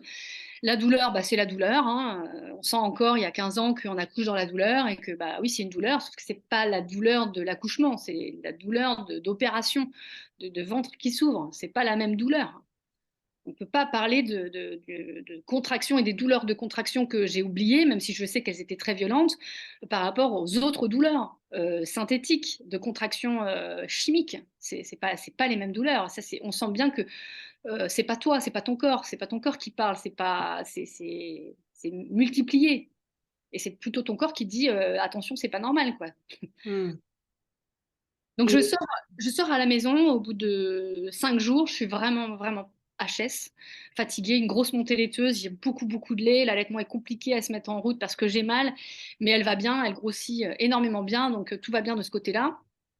Mais on ne parle pas beaucoup allaitement, ce qui est encore le cas aujourd'hui, d'où mon métier encore une fois, mais on ne parle pas beaucoup d'allaitement puisque la petite grossit, l'allaitement fonctionne bien, tout va bien. Donc je rentre chez moi et le soir du J5, mon conjoint, évidemment, avec tout ça, avait épuisé son congé paternité, etc. Donc, il est reparti au travail le lendemain. Et le soir, je me sens vraiment pas bien. Et le matin, quand je me lève, j'ai de la fièvre. Mais j'ai une énorme fièvre. J'ai des courbatures. Je suis vraiment pas bien. Et là, je suis obligée d'appeler le 15, qui viennent me chercher en SAMU dans des conditions, mais pareilles. Je sais même pas si on peut le dire, mais on prend la température, on me dit que j'ai 34 de température, j'ai pas de fièvre, alors 34, on est mort. Moi, je suis encore une fois dedans. Je dis, bah non, mais 34, reprenez votre température, je veux bien que vous soyez stagiaire, mais 34, c'est pas possible. Moi, je sais que j'ai de la fièvre et vous me dites que je suis en hypothermie. 34, on est en hypothermie. Entre la vie et la mort, en dessous de 34, on meurt. Donc, revoyez, mais là, il y a un problème. Enfin, plein de petites choses comme ça. On me demande de laisser mon bébé sur place. Je dis, mais je suis toute seule, j'ai personne, je peux pas, mais on peut pas l'emmener. Ben, je dis, bah si, en fait, parce que là, il n'y a pas le choix. Puis moi, je me sépare pas d'elle. on va pas laisser un nourrisson sans surveillance. Enfin, Donc, elle est sur moi, sur le brancard, mais on n'est pas sécurisé. Dans ma tête, il y a 20 minutes de trajet. Je me dis, si on a un accident, elle est projetée, elle meurt encore une fois. Enfin, ça, c'est des petites choses compliquées, mais bref, j'arrive à la maternité et là, on me dit suspicion d'infection de la plaie, de la cicatrice de césarienne, hospitalisée et antibiothérapie IV, donc intraveineuse. Ok, ok. Donc je reste 3 jours, euh, toujours pas bien du tout, très très très mal au sein et suspicion d'infection de la cicatrice. Sauf que, ah, c'était ça. Tu faisais une ah oui, mastite. exactement, mastite sévère, mais non accompagnée. Donc on me laissait avec des obus comme ça, j'avais extrêmement mal. Les résultats de la cicatrice stérile, donc pas d'infection. Du coup, on n'enlève pas les antibiotiques parce qu'on ne sait pas d'où ça vient, mais en fait c'est simplement que j'ai fait un engorgement massif, quoi. Et Parce que c'est toi qui t'en rends compte? Comment tu le sais que c'est ça? bah, je m'en rends compte non, parce qu'on va voir que sur mon allaitement, je me tape 7 engorgements massifs. à la limite de l'abcès. Et en fait, je me Oh, rends compte que je suis pas formée à l'allaitement, qu'il n'y a pas de consultante en lactation, que ça n'existe pas, que je fais ça avec mes copines où on travaille en néonat, qui me disent bah, ah, c'est plutôt bien, c'est signe que tu as beaucoup de lait, mais je tire mon lait, je tire 450 millilitres entre deux tétées la nuit. ah Donc ouais, j'ai une hyperlactation extrême en fait. d'accord. Et Et je mais trouve comment que tu ça donne sors? trop. Comment J'appelle tu Oui. Pardon, non, excuse-moi, mais comment enfin, là, t'es opéré, non, pas du tout, excuse-moi, t'es hospitalisé, comment tu sors et comment tu te rends compte que c'est ça? Parce qu'ils vont bien te laisser sortir à un moment donné.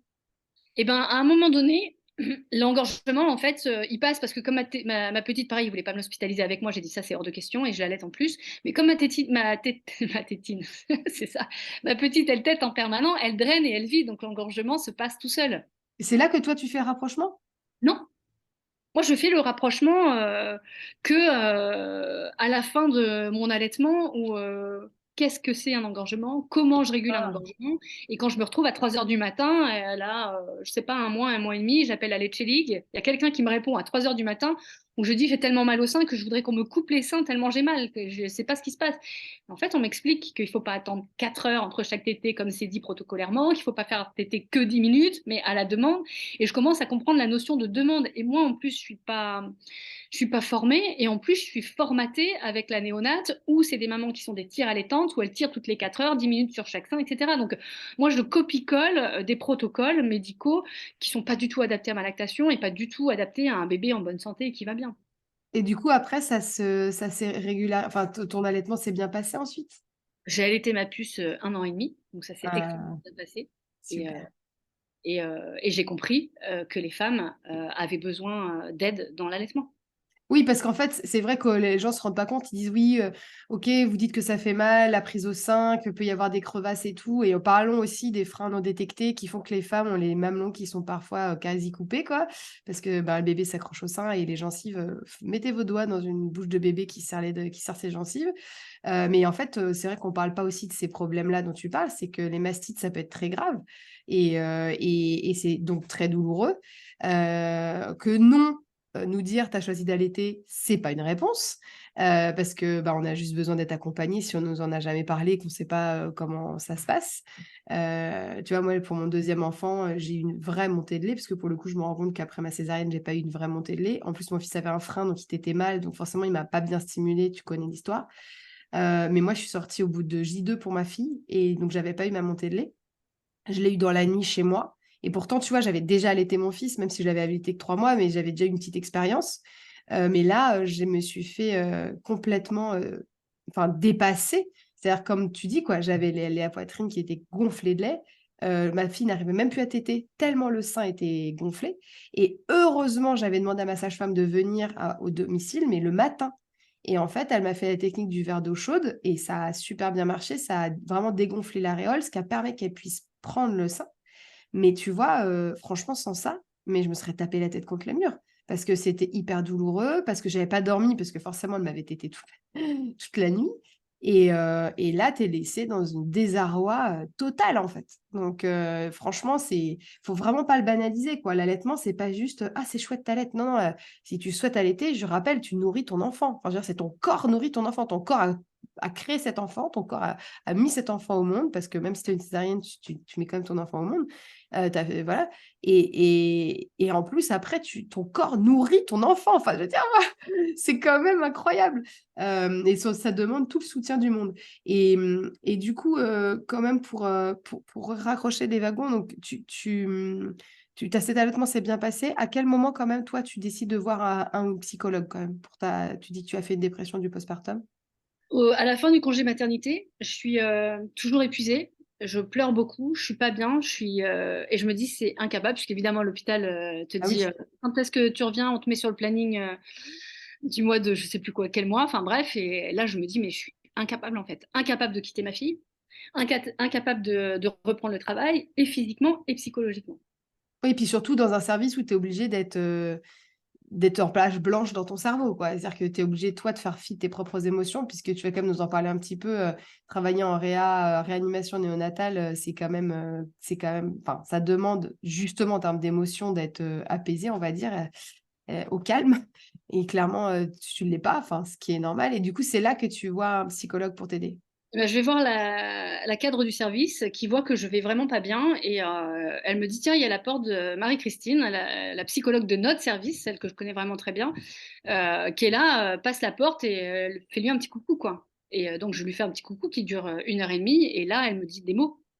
Elle me dit que ce que j'ai vécu, c'est violent, que c'est pas juste une césarienne, que la sensation de mourir, ça s'en va pas comme ça, que le baby blues existe vraiment et qu'il y a la dépression. Alors que je connais, hein, mais elle me dit que je suis aussi en dépression du postpartum et que il faut un suivi et qu'il faut que je me laisse du temps, il faut que j'accepte, que j'accueille et que je parle à mon enfant et que je dise à ma petite Elisa ce que j'ai vécu, ce que je ressens et toute la peine que j'ai, qui est là, qui est une boule, hein, qui est là depuis plusieurs semaines, plusieurs mois, qui part pas parce que quand je la regarde, je pleure en fait. Et je pleure pas parce qu'elle est belle, je pleure parce que je sais pas ce qui s'est passé et que je me considère à ce moment-là quasiment déjà comme une mauvaise maman et en plus j'arrive pas à lui dire, j'arrive pas à comprendre moi-même ce qui s'est passé. Et, euh, et aussi ce traumatisme-là aussi pour moi en tant que mère, c'est de ne pas reconnaître son enfant. Et le nombre de fois pendant des années où je racontais mon histoire en disant j'ai reconnu le pyjama du sac nurse, quoi. Et ça, c'est Ouais. en tant que maman, ne pas reconnaître son enfant, alors qu'on dit toujours qu'on le reconnaîtrait parmi 1000, etc., etc. Je m'en suis voulu et je me suis dit, mais comment je vais m'accrocher et m'attacher à quelqu'un que je reconnais déjà pas, en fait. Qu'est-ce qui aurait permis que tu la reconnaisses? C'est par exemple si tu avais accouché par voie basse et que tu l'avais mise sur toi tout de suite. C'est le fait de ne pas la voir tout de suite, c'est ça? Oui, d'accord. Je me rappelle avoir dit à mon conjoint, qui te dit que c'est elle et que ce n'est pas une autre, en fait. Bien sûr. Ils Et, se et trompaient, il y si. avait des trucs comme ça à l'époque où ils s'étaient trompés de Oui, berceau, bien machin. sûr. Et j'étais là en me disant, je, je dois être amoureuse de celle-là, mais ça se trouve, c'est pas celle-là, en fait. Et si à la César, imagine, bon, c'était une César moins traumatique et qu'il te l'avait montré, là, ça aurait. Oui, c'est ça. L'importance de le voir tout de suite, le Parce bébé. que le lien n'est pas rompu, là, le lien est rompu. C'est-à-dire qu'à un moment donné, je vois pas, quoi. C'est Non, bien vraiment sûr. le coucou caché des enfants tout petits où ils croient vraiment qu'on est caché et qu'on n'est plus là, quoi. Moi, c'est Ouais. exactement ça. Je veux dire, ils peuvent me dire, il était en peau à peau à côté, vous inquiétez pas, etc. On l'a jamais. Enfin, voilà, dès qu'on l'a sorti du ventre, elle est allée voir le papa, et j'en suis sûre. Mais moi, il y a eu ce décrochage. C'est-à-dire qu'à un moment donné, je me réveille, elle est pas là, et après, on me dit, ah bah, c'est elle. Bah ouais, mais pourquoi c'est pas. Et puis, vous avez dit qu'il y avait plein de naissances, et évidemment qu'ils ne sont pas trompés, évidemment c'est la mienne, évidemment on a discuté. Et ça, honnêtement, je pense que pour conclure sur mon histoire personnelle, se faire aider, c'est une chose, mais c'est vraiment important. Mais parler à son enfant, moi je sais que c'est ce qui m'a aussi vraiment débloqué, c'est de lui dire. Et c'est très compliqué, hein. Je me rappelle qu'il fallait que je mette un peu une date dans un calendrier, et je lui dirais ce soir, et puis non, bah demain, et puis parce que lui dire quoi et pourquoi, etc. Et je me suis fait violence, et je pense que c'est ce qui a débloqué aussi vraiment notre relation. Je pense que c'est vraiment là qu'on s'est rencontrés, retrouvés, et qui fait qu'aujourd'hui, elle a 15 ans, et qu'on est très fusionnels, et qu'on s'appelle, et qu'elle passe son brevet aujourd'hui, Ah! et que on est soudés et on est liés. Et je sais que c'est la mienne et j'ai aucun doute. Et alors la fierté immense quand on me dit elle te ressemble, parce que il y a toujours ça, 15 ans après, où bah, je l'ai pas reconnue, quoi. Ouais. Tu en parles toujours avec elle? C'est quelque chose. Est-ce qu'elle te demande? Parce que je sais que des fois, les enfants, tu sais, et tu leur dis, bon, t'as l'impression qu'ils n'ont pas entendu. Et puis plus tard, ils te disaient, tu peux me raconter. Tu lui as dit ça, que ça avait été dur pour toi? Ouais. Je lui ai dit tout ça. Et elle pensait pas que c'était aussi violent parce que je lui ai raconté toujours un petit peu, mais vraiment on dit hein, l'âge de raison, 7-8 ans, c'est vrai que c'est plutôt vers 8-10 ans qu'elle a vraiment compris les enjeux, qu'elle a vraiment compris que moi aussi ça avait été difficile et que sa naissance avait été difficile. Et à un moment donné, elle me dit oh maman, je suis désolée. Et là je me suis dit mais désolée de quoi? Parce qu'elle aussi se sent coupable en C'est ce fait que j'allais finalement. te dire. C'est ce que j'allais te dire. Comment tu as réussi à en parler avec elle sans qu'elle le prenne pour elle?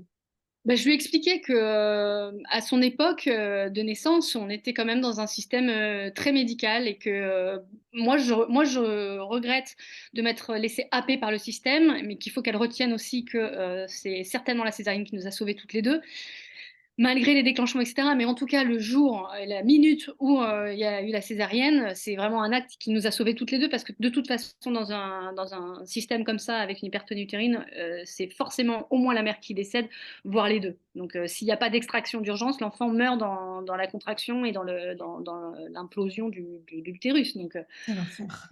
Donc moi, je veux pas qu'elle garde une mauvaise image aussi de la maternité et de l'hôpital, mais je la mets en garde aussi. Elle est grande aussi maintenant, c'est une femme, enfin c'est une jeune femme, et donc une fille qui Oui, va... d'avoir un libre arbitre. C'est ça Exactement. surtout, d'avoir le choix et d'avoir un libre arbitre. Ouais, et c'est Et, important. et respecter ses choix, c'est dans tout en fait aujourd'hui. C'est que moi, ça nous a donné, et ça m'a donné aujourd'hui cette force aussi de savoir pourquoi je fais les choses, pourquoi je fais ce métier, pourquoi j'accompagne les mamans et pourquoi je me bats aussi dans ces enjeux de santé publique qui sont pour moi indispensables. Moi aujourd'hui, le deuil de la maternité est fait, je pourrais dire...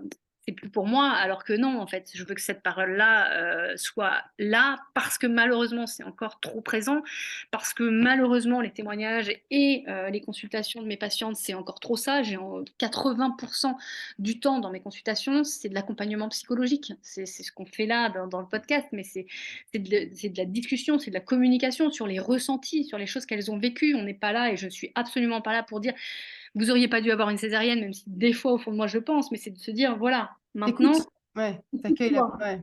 voilà, il s'est passé ça et comment toi tu vis les choses. Si tu as envie de revoir l'équipe, si tu as envie de récupérer ton dossier médical, si tu as envie de comprendre, fais-le et puis explique-le à ton bébé parce qu'il a besoin de savoir, il a besoin de comprendre que tu es mal et cette colère cette façon dont tu te sens détaché, peut-être parfois aussi, est normal, c'est normal. Il y a eu une rupture du lien. Mm. Moi, je parle dans mes consultations prénatales de l'ocytocine qui est la continuité.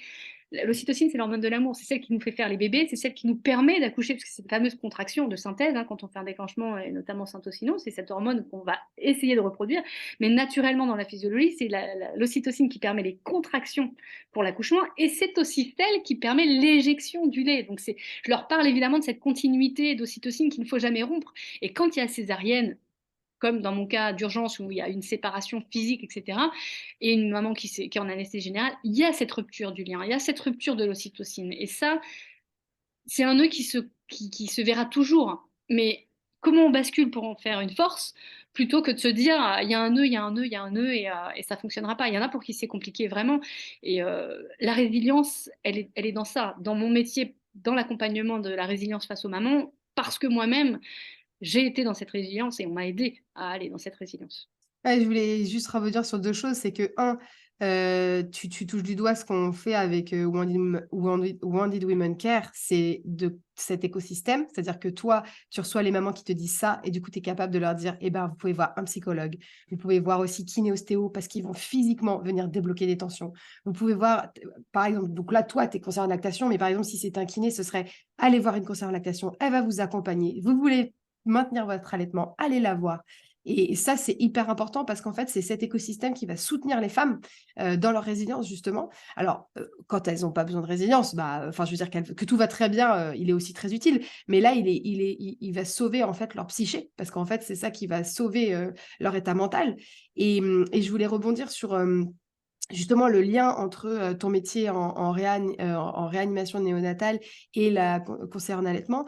Tu as fini par reprendre le travail, tu es retourné à l'hôpital et tu as fait combien de temps encore à l'hôpital avant de coup d'effectuer cette reconversion? De 2008 à 2018, 10 ans.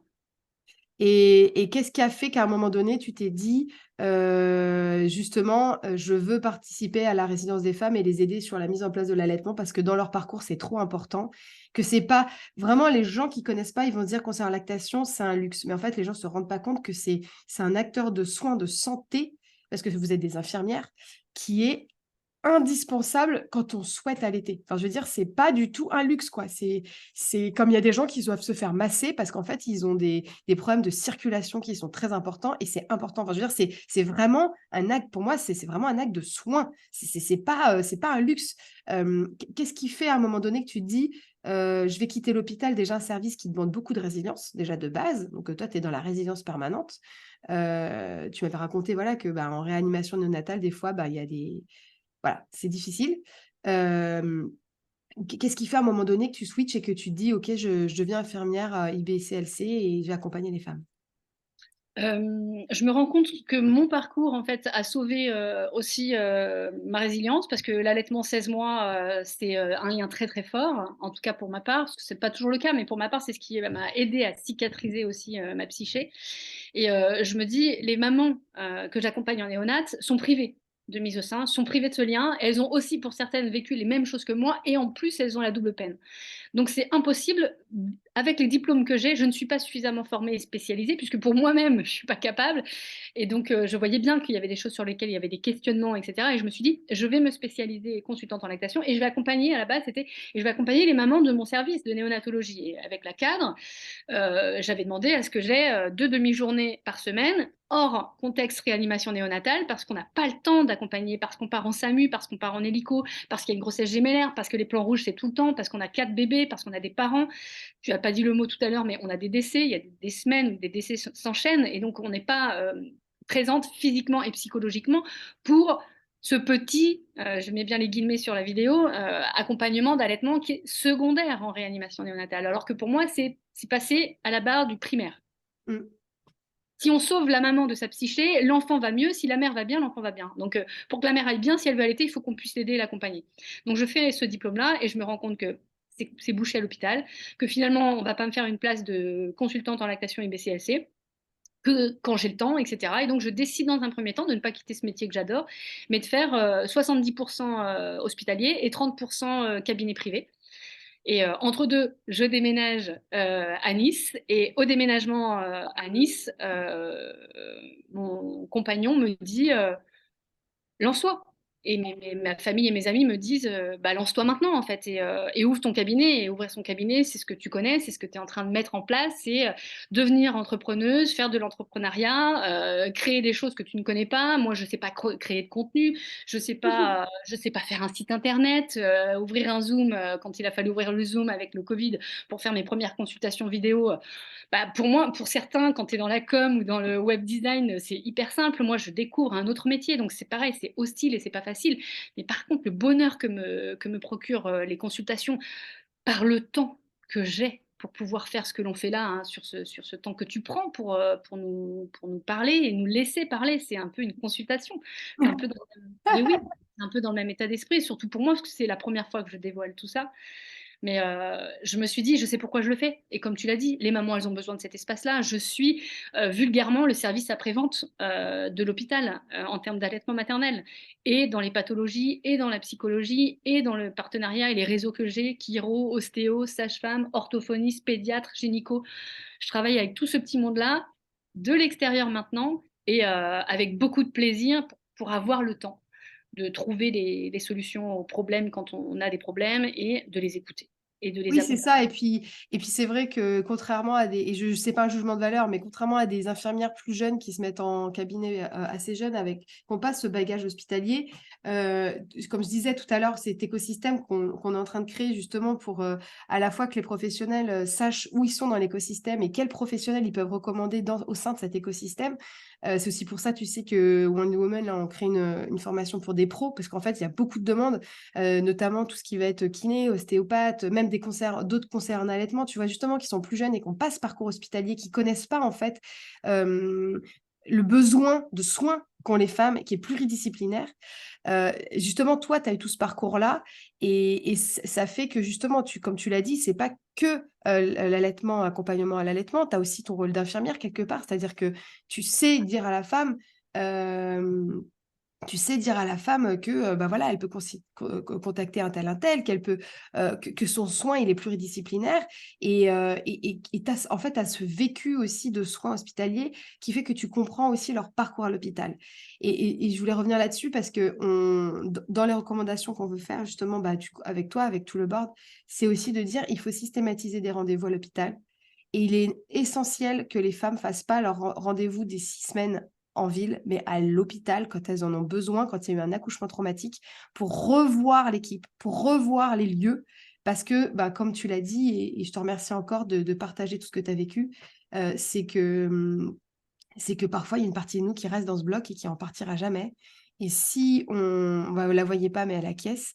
Et si, et s'il y a pas ce moment de ré-rencontre, en fait, à l'hôpital, c'est un traumatisme qui va jamais partir. Et tu vois, quand je dis ça, ça me fait des frissons parce que j'ai plein de femmes qui m'écrivent, même sur LinkedIn, hein, tu vois, aujourd'hui, en disant pareil que toi, tu vois, ça fait 12 ans, ça fait 15 ans et merci parce qu'en fait, bah, ouais, moi, j'y suis encore, alors qu'en fait, c'était il y a 15 ans.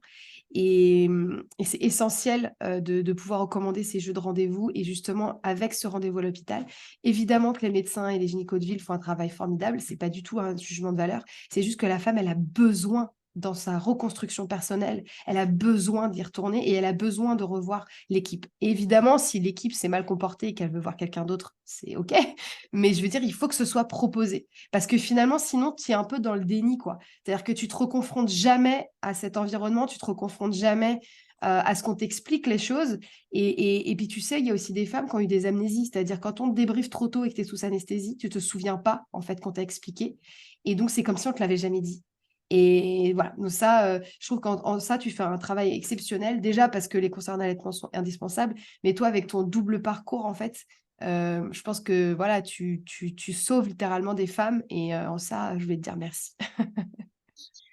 Merci, mais je dis pas que je sauve parce que je suis pas une sauveuse et je veux pas avoir ce rôle-là, mais je surtout, je vois quand tu mets, 3 conseils à donner aux mamans, c'est vraiment, leur laisser la possibilité de s'écouter, de ne pas se décrocher de leur corps, de leurs émotions, de se faire accompagner évidemment, mais comme tu le dis, hein, moi j'ai laissé une partie de moi, une partie, vivante, une partie, pétillante aussi, même si je le suis encore, mais il y a une partie de moi qui est quand même, restée dans ce bloc et vraiment pas hésiter à en parler et moi je dis toujours aux mamans aussi de faire un projet de naissance, parce que, c'est déjà mettre par écrit ce qu'on a dans la tête et je leur dis: «Même si vous vous en servez pas, ça sert à rien» et je dis: «L'objectif, c'est pas de le faire pour le donner à l'équipe, mais c'est pour que vous puissiez le garder dans le fond de votre tiroir et qu'à n'importe quel moment de la table de nuit de l'hôpital, vous pouvez le ressortir pour retrouver vos valeurs, retrouver ce que vous aviez envie, quels étaient vos projets de départ, ce que vous souhaitez, de pas se laisser happer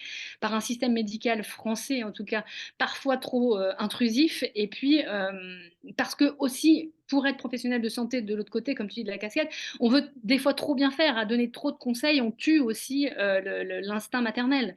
Et ça, j'y crois à l'instinct maternel. Et on a parfois trop, dans nos pratiques professionnelles de santé, envie ou besoin de faire à la place parce qu'on sait le faire, parce qu'on l'a appris.